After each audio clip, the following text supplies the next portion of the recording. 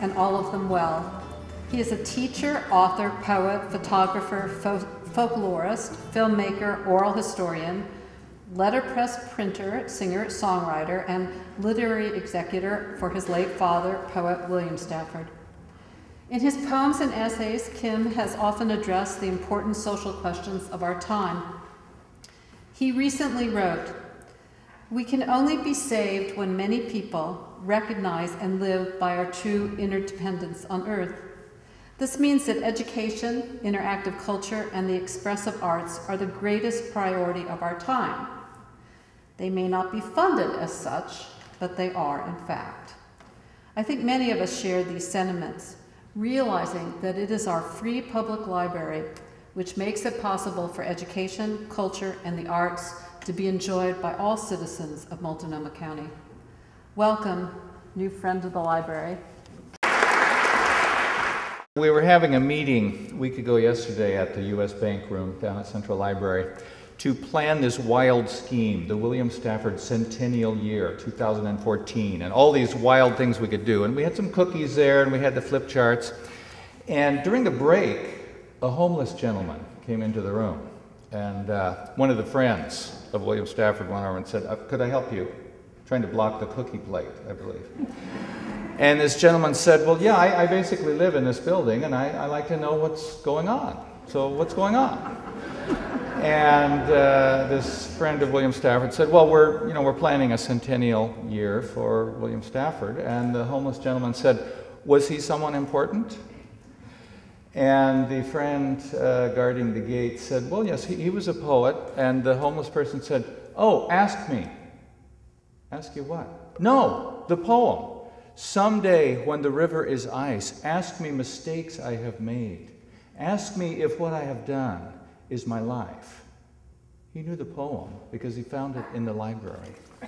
My father used to say, you can legislate freedom of speech, but you have to create conditions conducive to freedom in speech to make it real.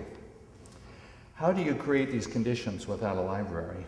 If freedom is to mean freedom to advance and not falter, freedom to learn and not to lose, freedom to remember the best we have been and not to forget, freedom to create and not to simply accept things as they are, then freedom means access to a vibrant, magnetic, resonant, widely loved, and warmly welcoming public library.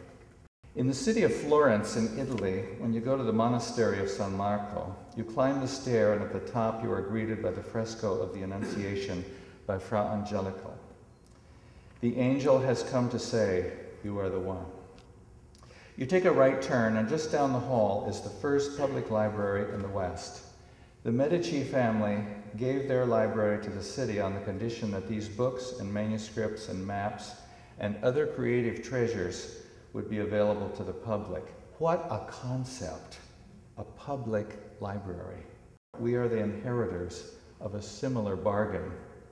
For John Wilson left his personal library and thousands of dollars in gold to Portland on the condition that these resources be made publicly available for good. We have a chance to give this gift, or to deny it, diminish it, tarnish the key treasure of our region, dash down with withering the garden of ideas that keeps our whole human project moving. This room is filled with people who have decided to help voters know their own best interest in keeping our library system vibrant, generous, and the agent for change in difficult times. Are we gathered because we love libraries? Yes. Because we need libraries? Yes. But more, I believe we are gathered because we love people.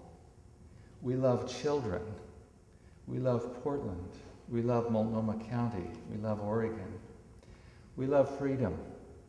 We love learning. And we love the future. We can't do the future well without richly sustaining our amazing libraries. Is it time for our very own library district? It's overdue.